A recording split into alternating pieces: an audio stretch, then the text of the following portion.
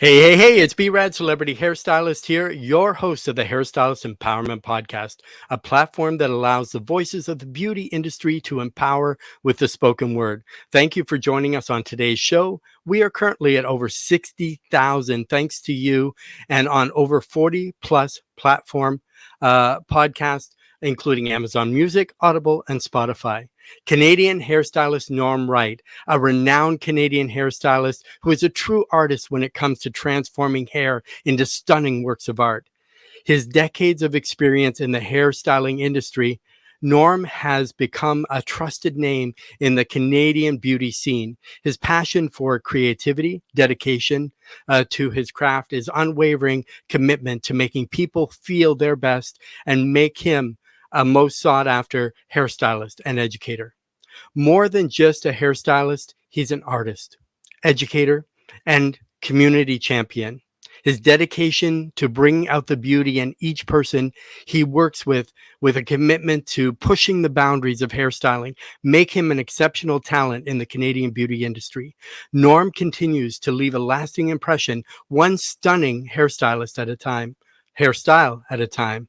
Hairstylist since 1985 at Taz Hair Company for 22 years, two-time Canadian Colorist of the Year, Contessa's, three-time Canadian Multicultural Hairstylist of the Year, two-time Contessa, one-time Mirror Awards, 2020 Canadian Avant-Garde Hairstylist of the Year, and 2020 NAHA for Texture. So let's welcome Norm Wright to the Hairstylist Empowerment Podcast. Well, welcome, Norm, to the show.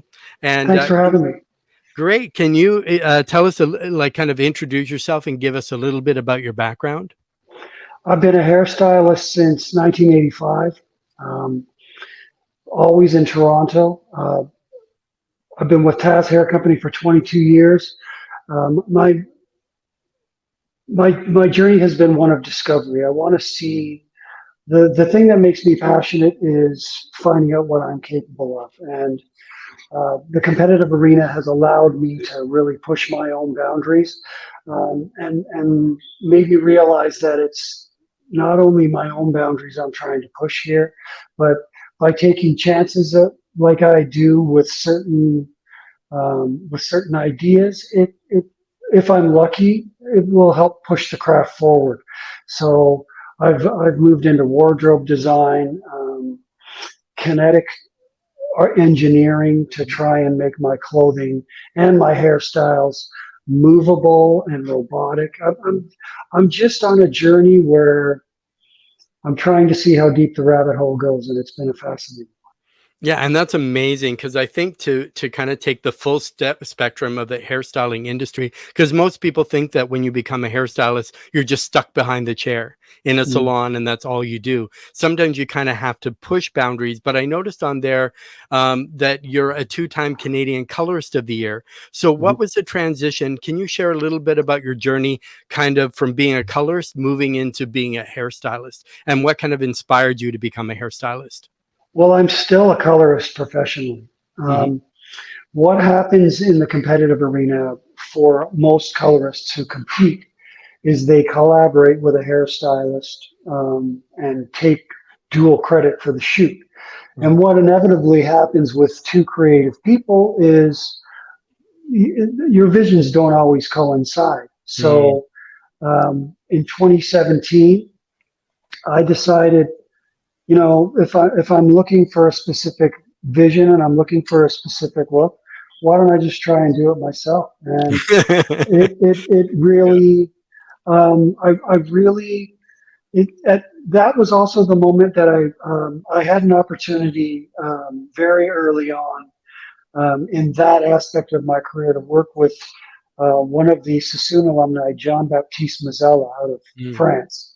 Mhm. And when I watched him, we did all the preliminary model work at Taz, and um, I got to watch him cut hair up close. And watching what he did with Afro hair, is something that changed my life forever. It was intoxicating hypnosis that made me understand that haircutting is as much strategy and execution as it is passion.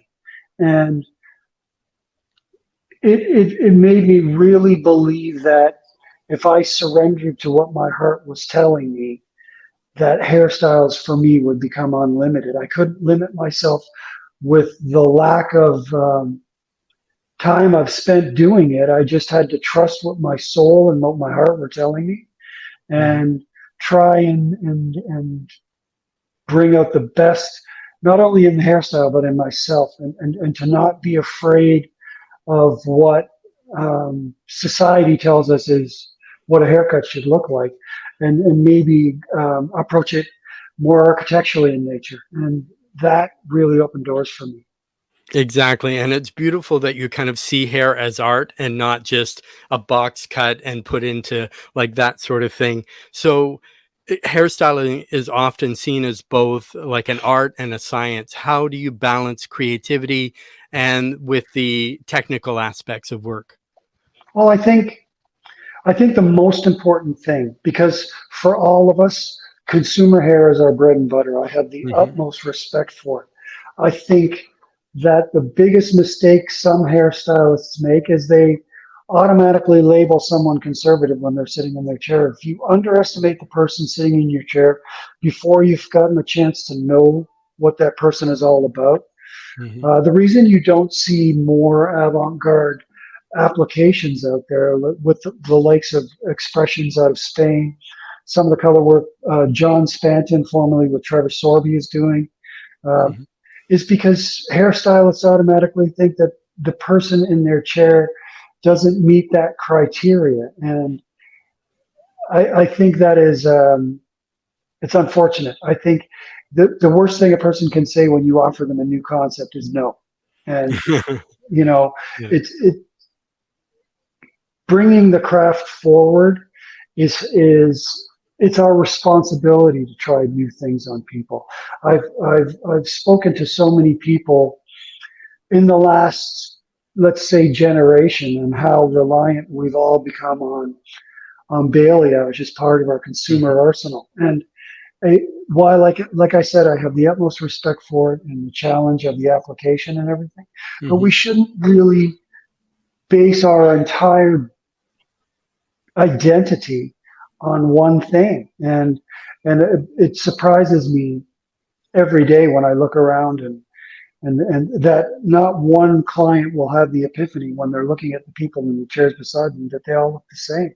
So I take that um, as a challenge to Hmm. try and move the needle forward in the entire sector. And uh, I think the most important thing with the work that I'm doing for me is I create the dream and the imagery in my head first, Hmm. and then I try and determine what is required to make that vision a reality, and not limit myself to a fiber or an idea, or Hmm. conform um, to a concept that doesn't allow me to push the envelope or rock the boat a little bit. I might not. The work I do is not for the purists out there. And all I'm trying to do is, as you mentioned earlier, is I'm trying to make the art form um, more visible to people. You know.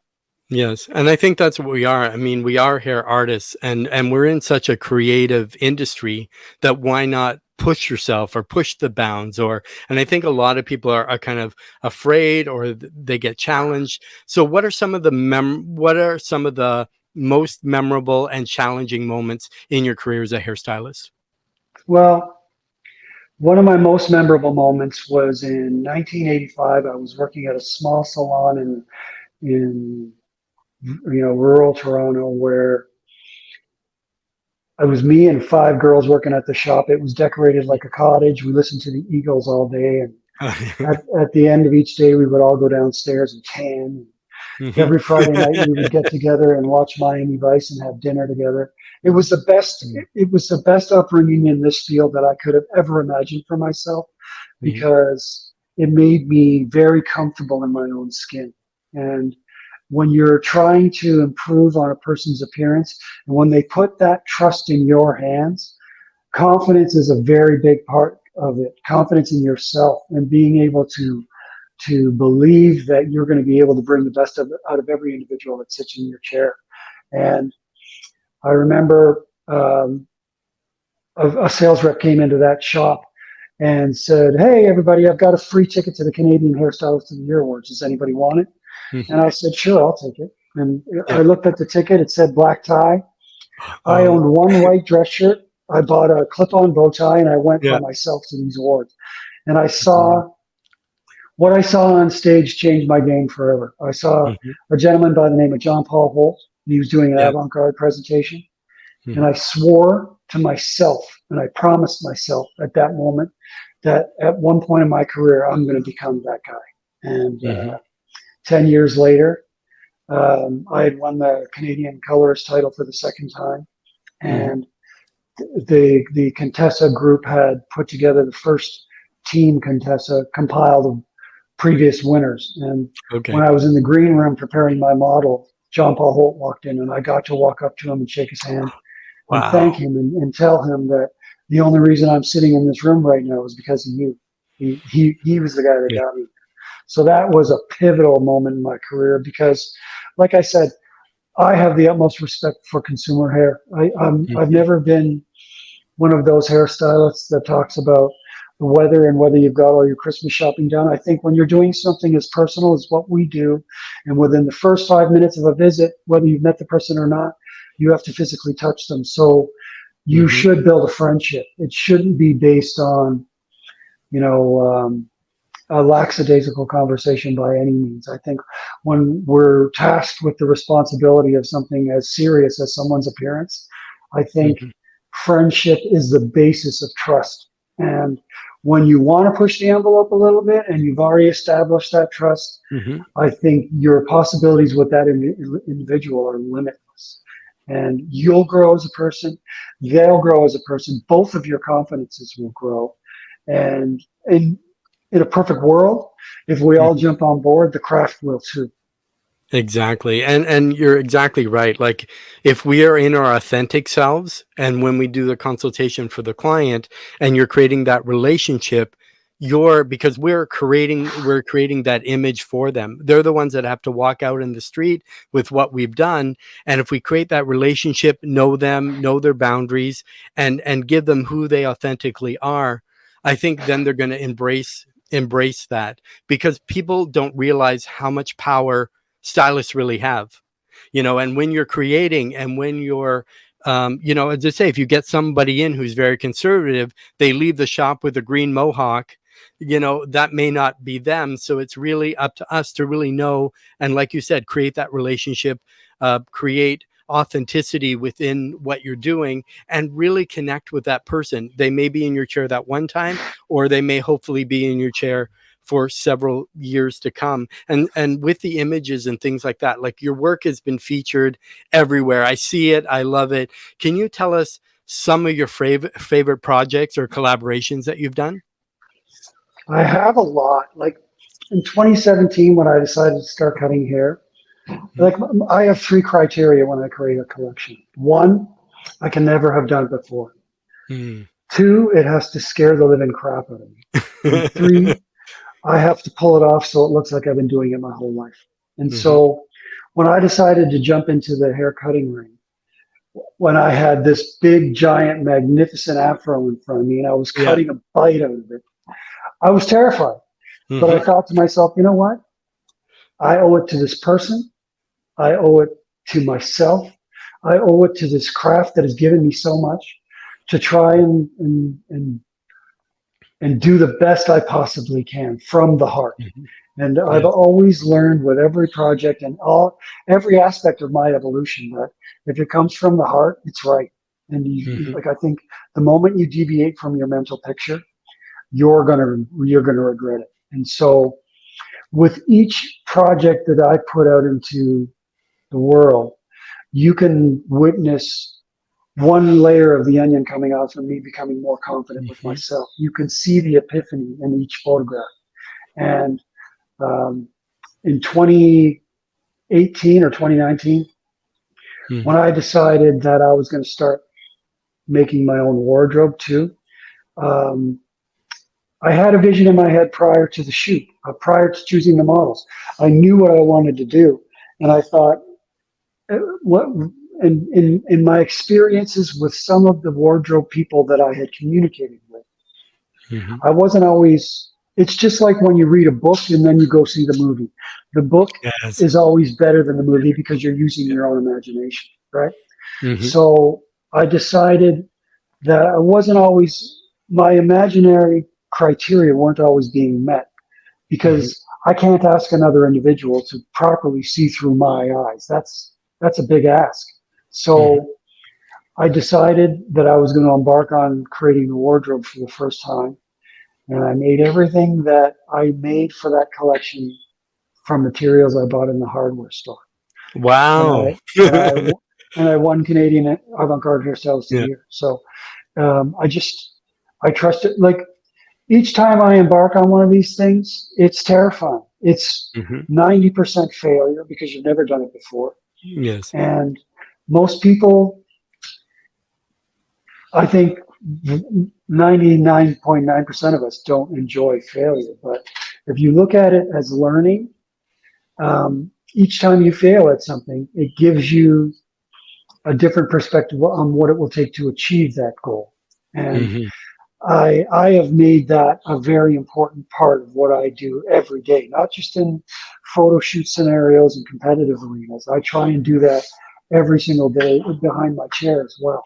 And your perspective changes and you become a lot more analytical and trust what your intuition is telling you.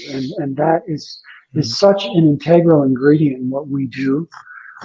It's just it's made me not only a better hairstylist behind the chair and behind the camera, it's made me a better person. And you always have to push. I think if you're not out of your comfort zone, and it's probably like a cliche, if you get comfortable in your comfort zone, and if you never push that, you never challenge yourself, you never, as I say, like people, one of the fears they have is failure, the fear of failure. So if you're not going to push and you're not going to try and you're not going to use that adrenaline from being scared, always when I do that, even when I do a podcast, I always have that energy inside me. What's going to happen, what, if you have technical issues, whatever. But if you don't push, how are you going to know? Or you don't talk to people, or you don't kind of, and self-talk, I think, has a big part of that too.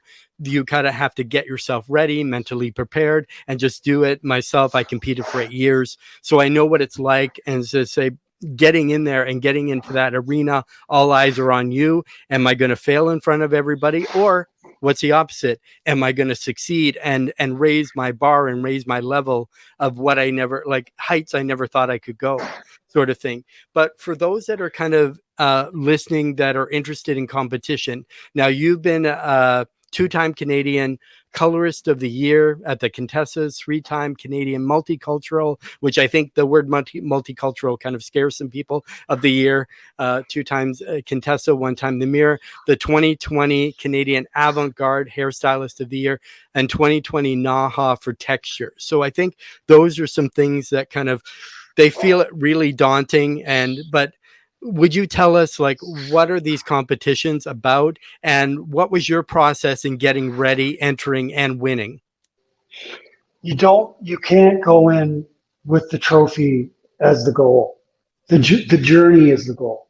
Yeah. And you like, I've been doing this for so long that you don't win a trophy every time. That's ridiculous. There are so much talent, not only in North America, but globally. There are so many people pushing their own envelope and doing so many incredible, wonderful things Hmm. that you can't expect to win a trophy every time. That's what makes the victory this even sweeter is Hmm. if you if you don't put your heart and soul into it, if you don't really try and move your own needle forward, if you're going to stay in your comfort zone, make what I do is I make outside my comfort zone, Hmm. and Okay. I factor in contingency time for the amount of failure that's going to occur, because it's a mathematical certainty with the stuff I'm doing. It's Mhm. it's it's astronomical how much and don't let it get you down. Like every time you achieve a failure, I'm going to use that English because it is an achievement. When you've pushed yourself to a level you've never been before and you failed, analytically, the way you look through it to get to the other side is a victory, right? Mhm. And it doesn't happen instantly. When you're Yeah. competing, remind yourself of this every single time. Don't leave anything on the table. Mhm. And regardless of what the outcome is, trophy or not, if you've created the best work of your life, that's enough. Mhm. And you should celebrate that. Not everybody's going to win all the time. Never go into a competitive circle trying to do what the judges are looking for, because that Yes. is the biggest mistake you'll ever make in your life.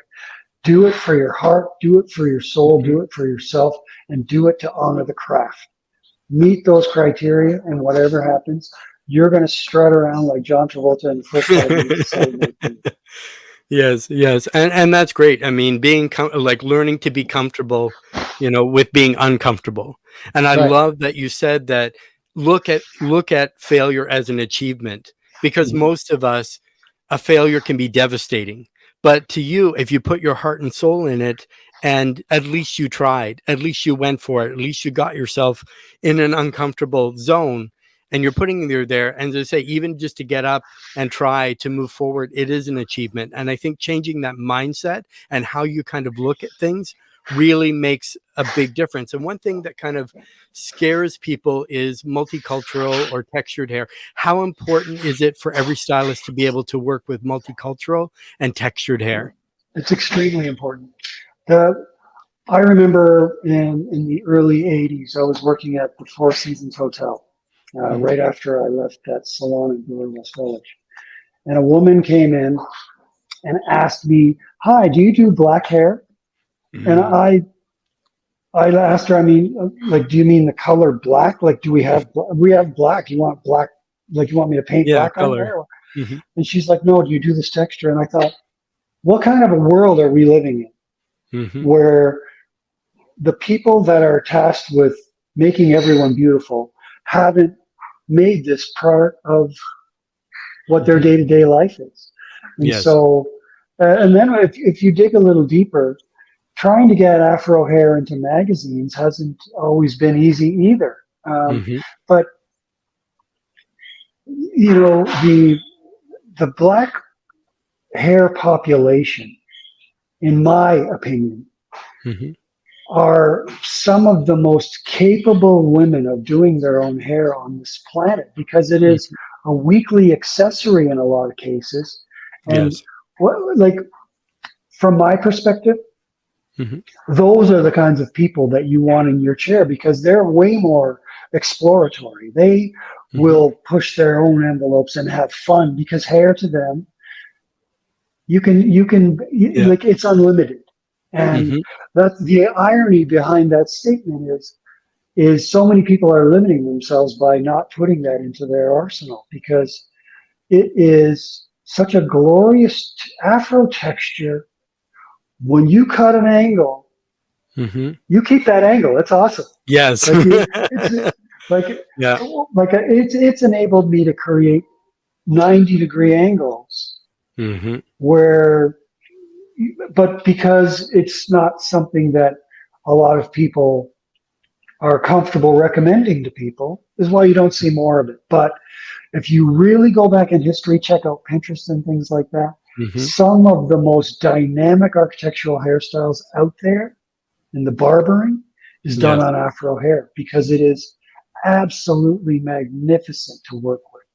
And when you take the time to include that in your repertoire, you're Hmm. only going to be a more well-rounded hairstylist, and your chair is going to be a lot fuller. Let's be realistic. Like, people are people all over the globe, and it's our responsibility to be able to have the tools in our bag to make everyone feel beautiful.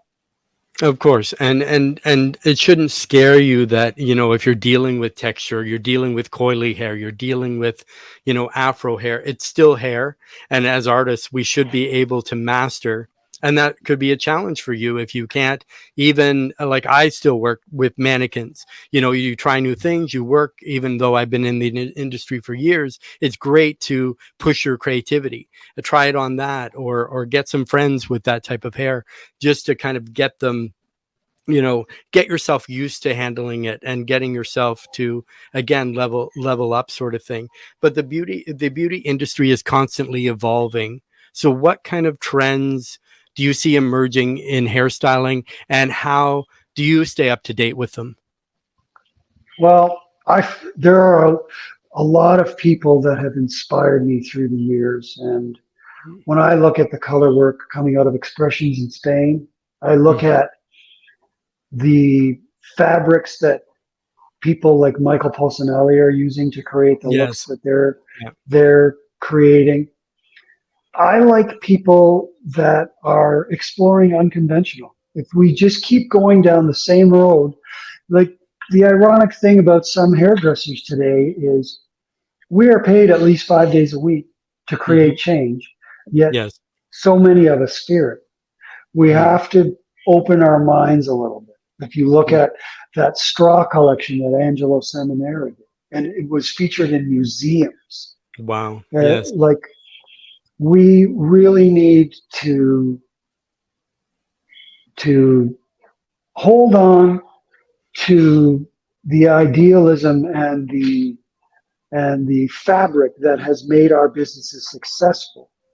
Hmm. But we owe it to ourselves and we owe it to our craft to discover what else is possible. And Michael Polsinelli is someone that I have an incredible amount of respect for.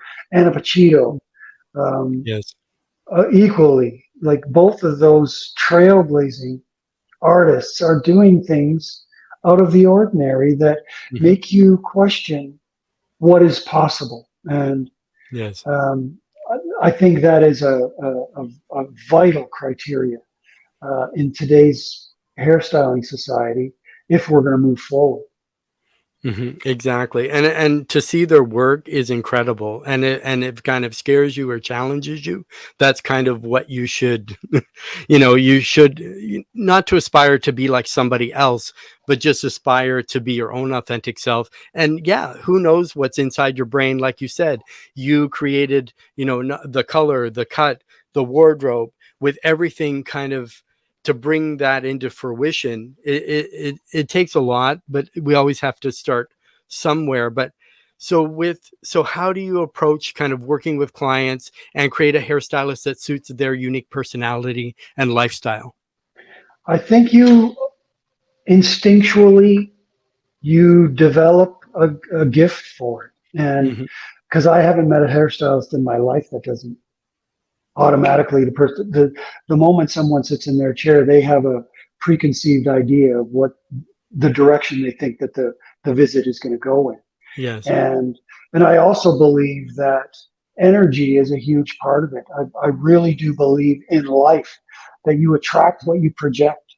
So the Yeah. energy that you send out is the energy that you're going to receive in your chair. So Hmm. if you are structured Yes. and very compliant, that's what you're going to get. And that's great, Hmm. right? Yeah. If you try and get a number of different mindsets into your salons, you Hmm. ultimately are giving yourself an opportunity to try and satisfy every demographic, right? Because no one, it's impossible to make everyone happy because your personalities are going to clash. There's going to be, you know, ideology is different in Hmm. some people. And um, just by being your true authentic self, you're going to be able to create your own demographic. And I think that's a key Hmm. ingredient to really beginning to believe in your own ability. Exactly, exactly. Because I was lucky enough that when I first started and got out of school, I worked at a salon avant-garde, namely, but then exactly the name is what the work we did inside. So even Mhm. though we had a lot of consumer hair, they really pushed us to compete. They really pushed us to create shapes, to create change. We did weekly education. We did all kinds of shows, even for textured and multicultural hair. We trained with Jasma in Toronto, one of the leading ones at that time, to do these type of things. So Still. then that way, when you were behind the chair, you weren't just a hairstylist. Next. People came there because we were different, because Mhm. we did stuff different. And they challenged us all the time. It wasn't good enough just to do a good haircut and send them through and rebook. You had to really listen and create change and use every tool in your arsenal, toolbox. And that's what I think as hairstylists we should do. We're trained to create change. We're in an environment of change, and people come to us for change. Then why Un- are we so afraid of it? Exactly. Like, here's a stat for you. In Mhm. North America, there are 480,000 hair salons. And just as Mm. an exercise, I invite all of you to randomly pick a bunch of them and look at their Instagram profiles and tell me how different they are. Yeah. We are going down a slippery slope where we really need to decide what we want our individual identities to be. And do we Mhm. want an individual identity, or do we all want to blend and conform into one identity? Because Mhm. when I look at a lot of these Instagram profiles, unfortunately, a lot of them look identical. And Mhm. it that to me is the ripest moment to Mhm. explore and try something different and step out of your comfort zone for a minute and just Mhm. see what you as an individual artist are capable of, right? Mhm. Exactly. And let's say your vibe is your tribe. And maybe if you want to put more offbeat stuff on your social media, but a lot of gurus say, follow, like find someone you like and model what they do. But then Mhm. again, you're not really being your authentic self. You're just like, if I look at Norm's profile and I'm like, well, Norm has all that. That's what I should put on my profile. But I don't need to imitate like Norm's work. I have to create my own and my own identity and my own authenticity and my own, like, what am I about as a hairstylist? What kind of work do I do? What kind of work do I love? What kind of clients come to me? A lot of people really don't know who their avatar is. Who's that client that comes? Are they females that are 35 that are in a corporate job? Are they teens? Are they, kids? Are they adults? Are they business people? Are they artistic types? Maybe you do all of that, because some hairstylists, I believe, they can believe that they can do everyone. But as I say, like, as far as that, you should be able to do everyone as far as texture and hair types and things like that. But I think you really have to zone in on, like, who you are authentically and how you can best use those talents to serve the people in your chair, sort of thing. And in education is very important. So education and mentorship are like important aspects of your career. Can you share some insights into the role of a mentor and educator in the hairstyling field? I think the importance lies in making the first criteria for me is making when I find someone that is of promise, in my opinion, Hmm. I try and est- I try and get them to establish self-confidence first. The minute they start, because this is so second nature for all of us that have been in the game for a long time. For Hmm. people, if you remember how it was like you were dancing with two left feet the first time you did a shampoo, Yes. these people that are coming into our business now are feeling that vulnerable, and we need to nurture them and not pressure them into putting them in a cutout where they have to do Yep. this, and this, and this. Help them understand that 50% of what you're about to learn is technique, Hmm. and the other 50 is from your heart, man. Like, Yeah. that's what, if you do our job without passion, it shows, it's visible, right? Yes. Hmm. And I think if we are going to try and breed in a generation that we are going to be comfortable leaving this field with, Mm-hmm. We have to give them the passion that we have for this job. And that is the most important number one criteria. And because ability and application and technique is easy Mm-hmm. compared to the thirst for knowledge and the thirst to make a difference and the thirst to create a legacy for yourself. Mm-hmm. All of these things, we this is a very rare field because our field offers all those things to the people that want to go out and get it, right? Mm-hmm. Exactly. And I can see you really light up when you talk about passion. So Yeah, passion, I can see it in your face. There's little micro movements, but you can tell that that's something that's really important to you is the yeah. passion and going deep and expressing yourself and challenging yourself. So what advice would you give to like aspiring hairstylists just starting? So somebody who hasn't been in, somebody's maybe thinking about going into it. What's the one maybe the top one that if they're going to decide to go in this career, what's the one top thing they should focus on? The the top thing they should focus on is no matter how long you're in this game, you will never know everything. So Hmm. education and growth has to be constant and it's key. So Mm.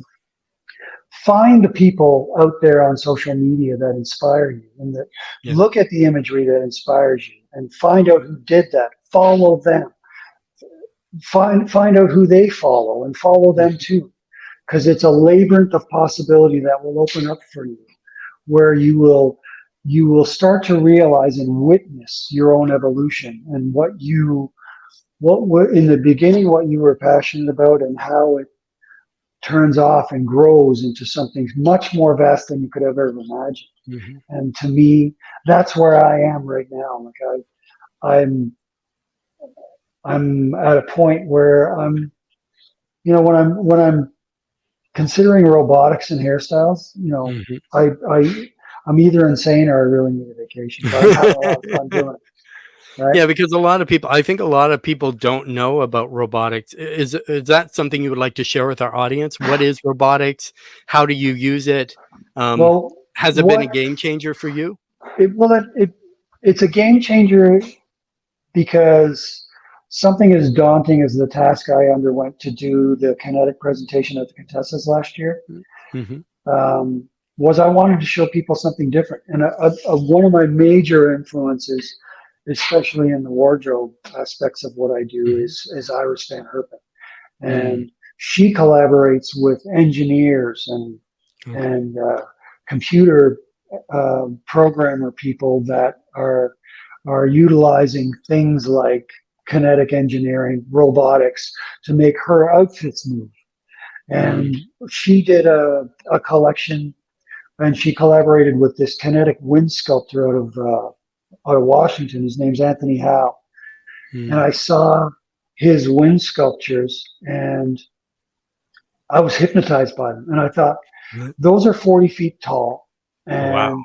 and wouldn't it be cool if I could turn this into a workable hairstyle? And Mhm.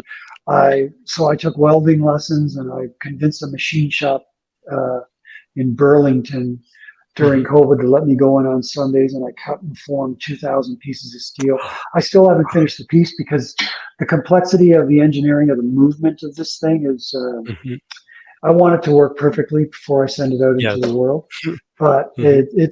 it opened a labyrinth for me where I thought, hey, like I when I started learning about what Iris Van Herpen was doing, Mhm. um, a lot of the textiles and the fabrics that she worked with are 3D printed. Okay.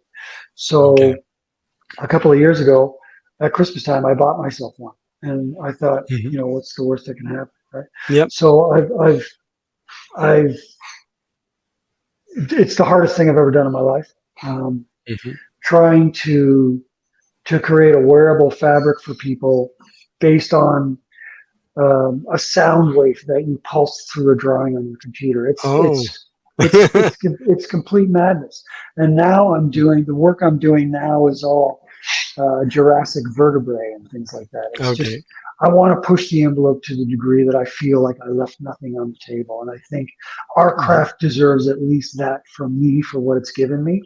And I think if I have the ability through things like this that aren't um, consumer feasible, but Mhm. maybe will make someone try something a little different if it inspires them for 1 second. Well, my job is done. You know what I mean? Like I Exactly. do this. I do this to honor my craft. I do to move the needle forward, and I do it to make me a better version of myself.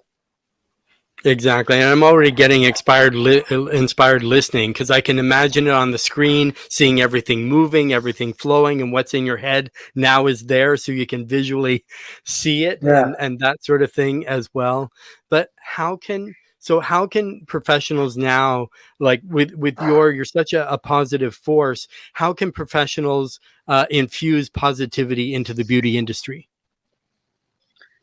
You know, making someone feel better about the way they look is probably the greatest responsibility I could have ever asked for.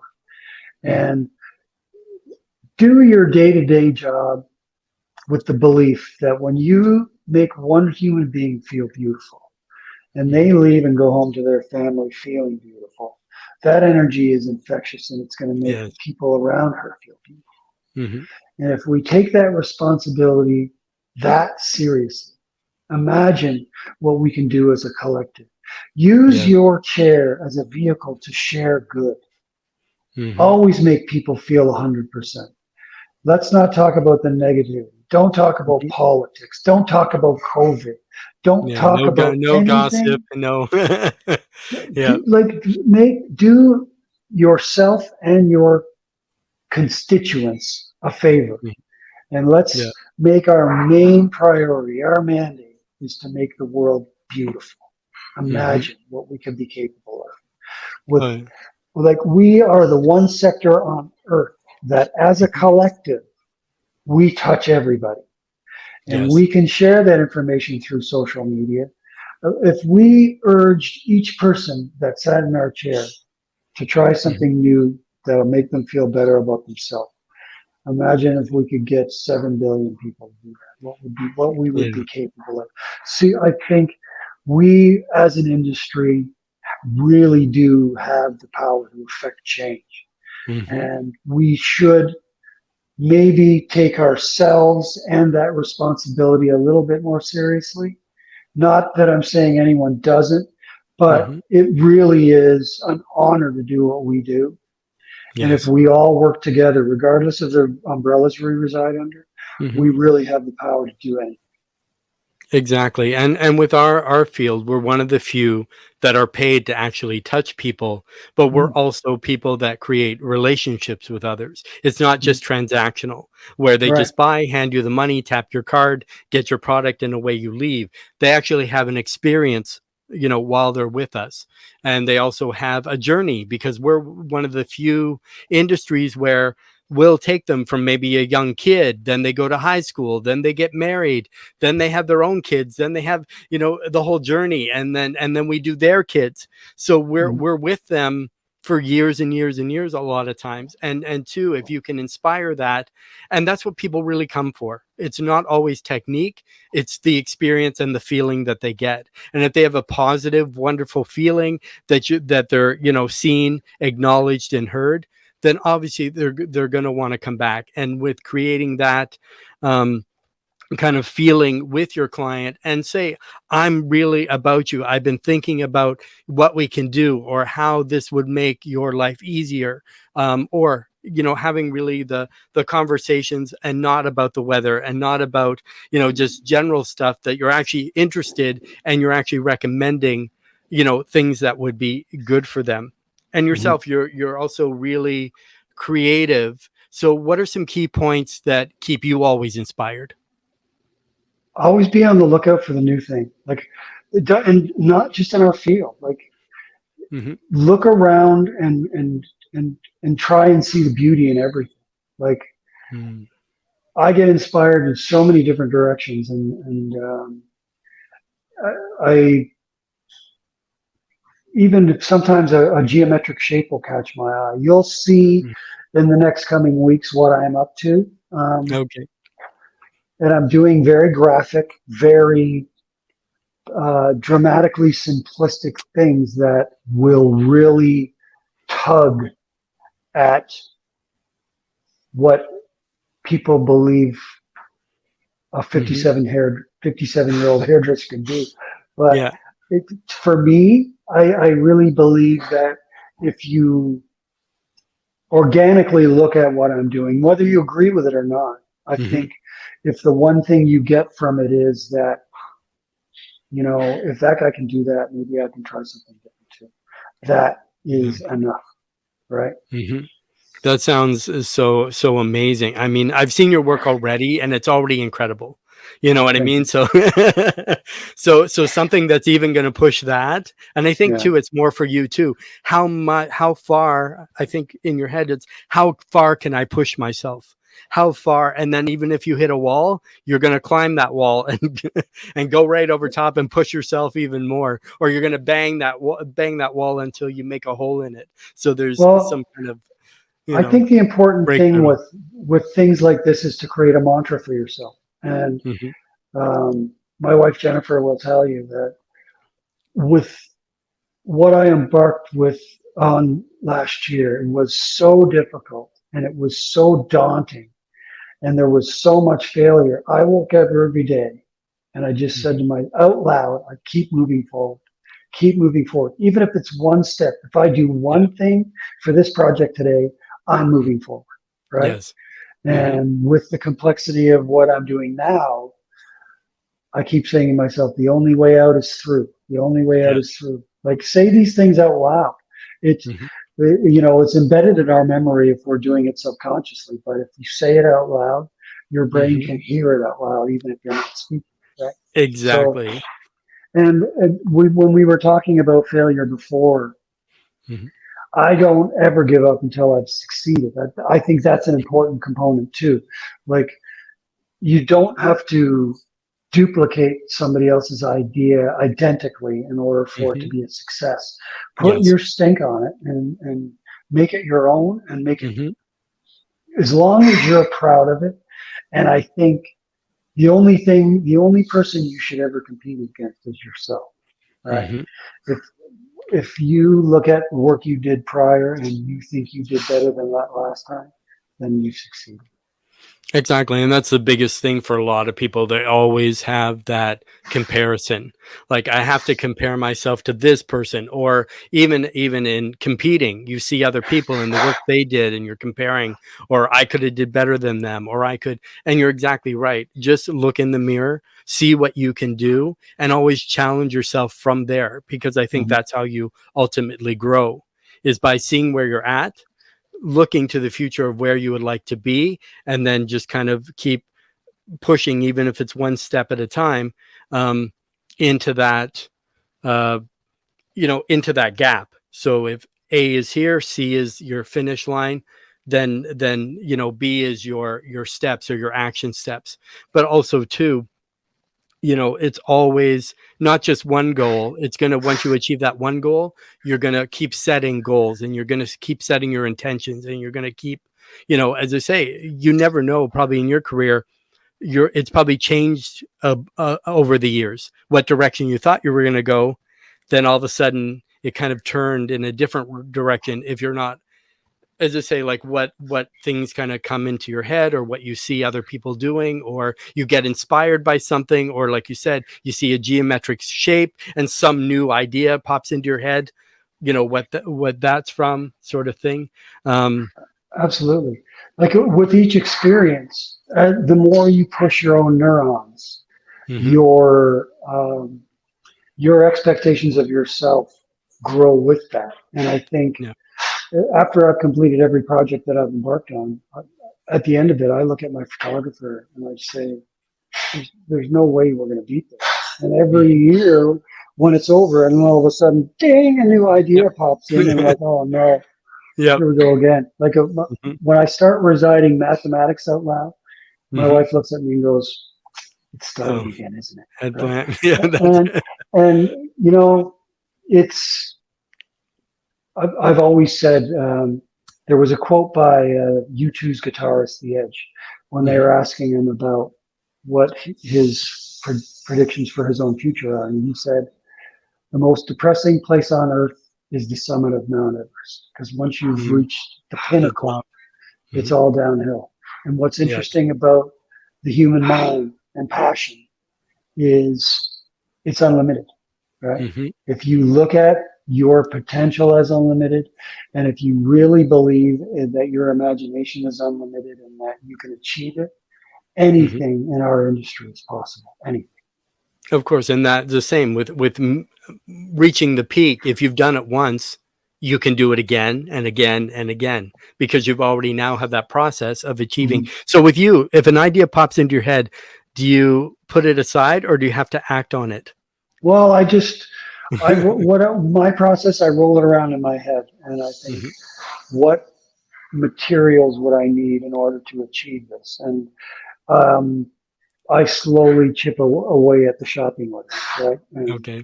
when I Hmm. get a bucket of stuff in front of me, I'm like, okay, let's jam and see what comes out, Hmm. right? Yep. But the the shape and the vision, um, I do have a solid foundational idea of what the look should be, Hmm. but it always evolves into something better. It always, Yes. once I've taken my perception and made it tangible, Hmm. um, I start to believe in it more and think, hey, it would be cool if I even did this, Yeah. and Yeah. it And more. grows into what it originally should have been. So, Mhm. but belief and confidence is a huge part of it. Exactly. And so, wow, the time is just flying. We're going to wrap Yeah. up shortly, but beyond hairstyling, you're most likely involved in philanthropic endeavors. Can you tell us some of the causes or projects you're really passionate about? I've always been in Toronto. There is a group called Loft Community Services that Hmm. cater to homeless and elderly. And so Oh. some of the more marginalized elderly out there that have no family, they do have places to stay. They Hmm. monitor in, I think, 15 buildings, they monitor 800 seniors. And Oh. for the last 16 years, I usually start in around late October and November. I put a notice on the mirrors in the salon asking Hmm. for a $20 donation. Yes. And two of my clients who are interior designers by trade in New York, they come into Toronto to visit family and they go to these buildings dressed as Santa and an elf, and they get each Oh, senior to write a letter to Santa asking for one thing, and the awesome. $20 donation buys that one thing. And every year Mhm. for the last 16 years, the clients at Taz have been able to come up with all 800 presents.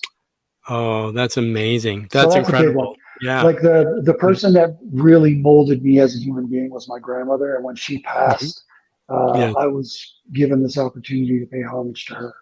Right? So Oh, wow. Yeah, that's a great, as I say, if I can get probably where people can reach you and stuff, we'll do that a little bit later. But if they want to be part of it or they want to sure. kind of help or give back in the community, things like that, it's Mhm. because as you speak, I get a lot of kind of visions and I can see it happening. And as I say, for them too, writing the letter again to Santa, and then you can actually, make that gift or that wish happen for them is Well, just it's incredible. you know when we enter this world, Mhm. our species talk to us like we're a baby, and Yes. when we leave it, they do the same. And Mhm. there is so much knowledge and wisdom and experience in those people, regardless of what they're going through Mhm. mentally or physically. They Mhm. should. The one thing that we should not take away from each other throughout our entire journey on this planet is our Mhm. dignity. Yes. And giving a person that and making them feel remembered for a moment, Mhm. it's like a $20 donation makes a person feel like $1 billion. Well, of course. And Yeah, just to have something and somebody thought of them, and like you say, to be seen, to be heard, to be loved, to be, mhm, somebody's connecting with them, it right. makes a big difference. And there must be people that you connect with. So you must have some favorite people making an impact in the industry. If you would like to shout them out now, you can go ahead. So who are some great people in the industry you think are really doing impactful things? Well, I think Anna Pacino and Michael Polsinelli Mhm. for the Davines community, for the environment, some of the things that they're doing. And it's when coming together with philosophies like that, I think the main ingredient in getting people on board is inspiration. So the two Mm. of those people collectively are basically they can inspire anybody The because powerhouse. they're just their work is Yeah. truly intoxicating, and Mhm.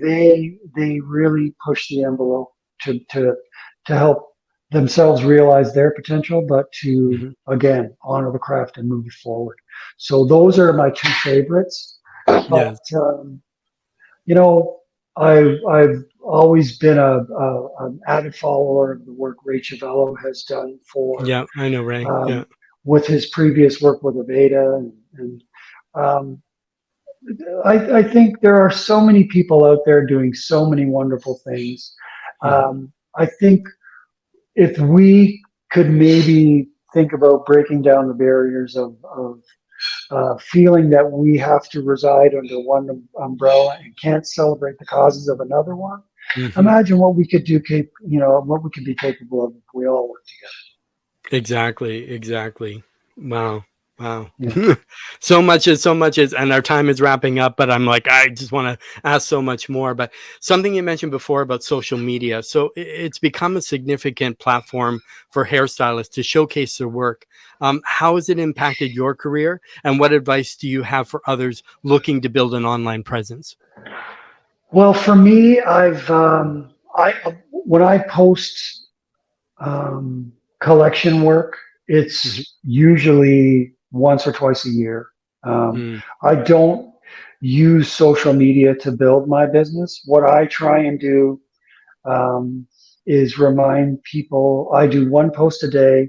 None of Mhm. it is selfies, and it's all about reminding people that there's still beauty on this world. And Mhm. if we all just took a minute and look for it, um, Yeah.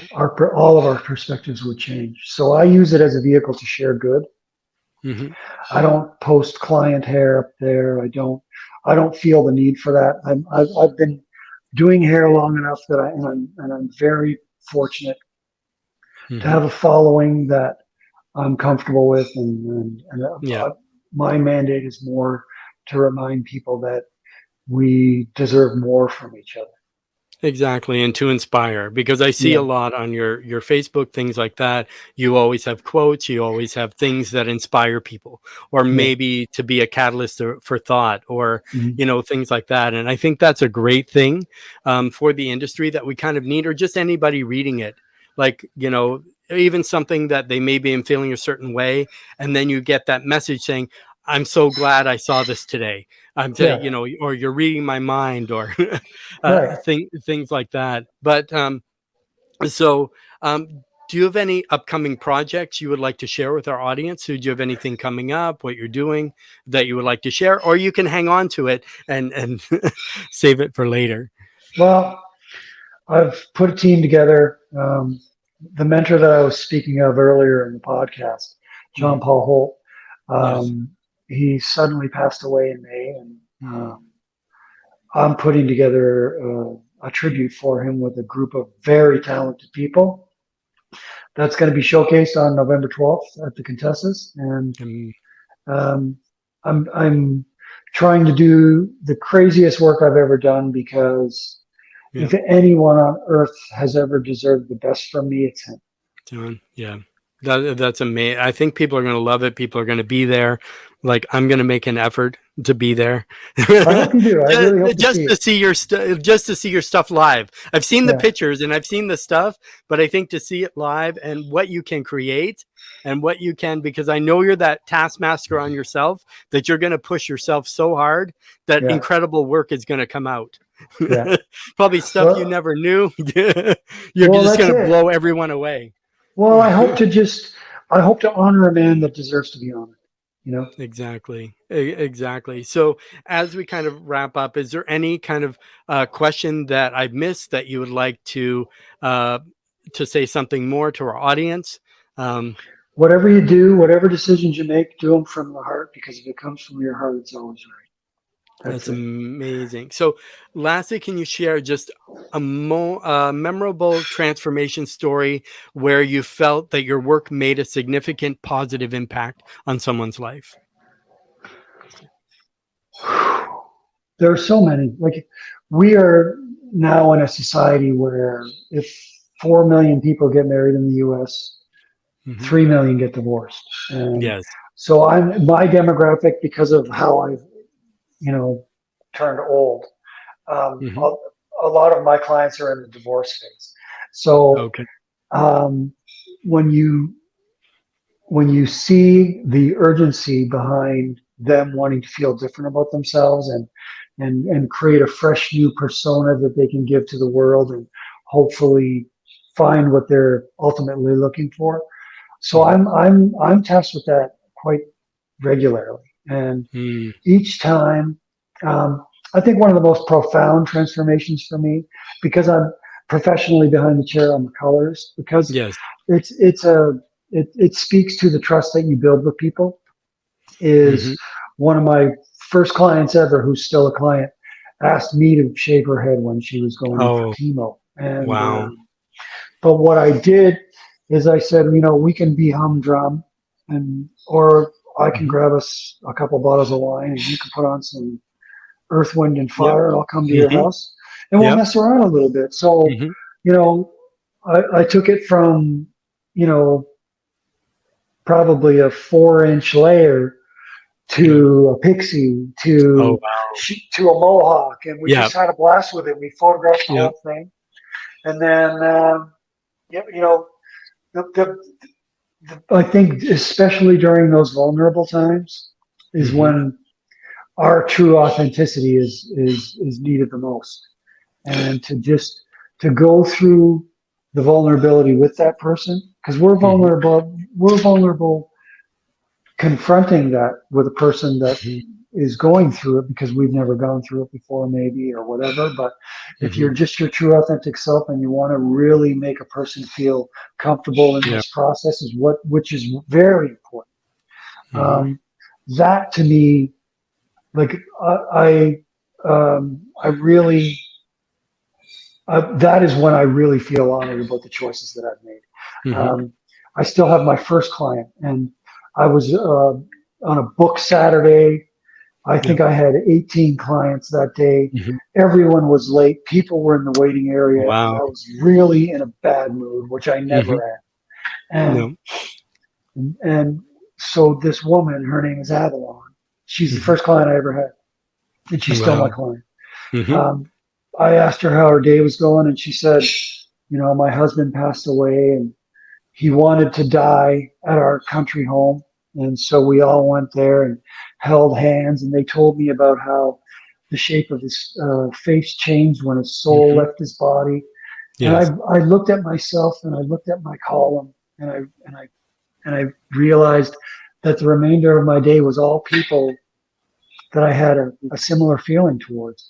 And Yes. I had no right to be angry about anything, because what have I done in this chair that I Mhm. deserve trust of this magnitude from another human being?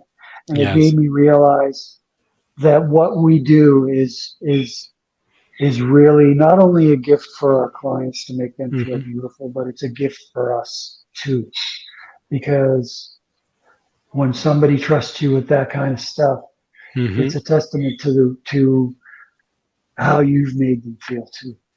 Exactly. And it's also a testament to you having the same, like your first client and still have them today, but Yeah. also to have the ability to take a situation that's devastating for a client and sort of transfuse it or diffuse it, or where they leave feeling great.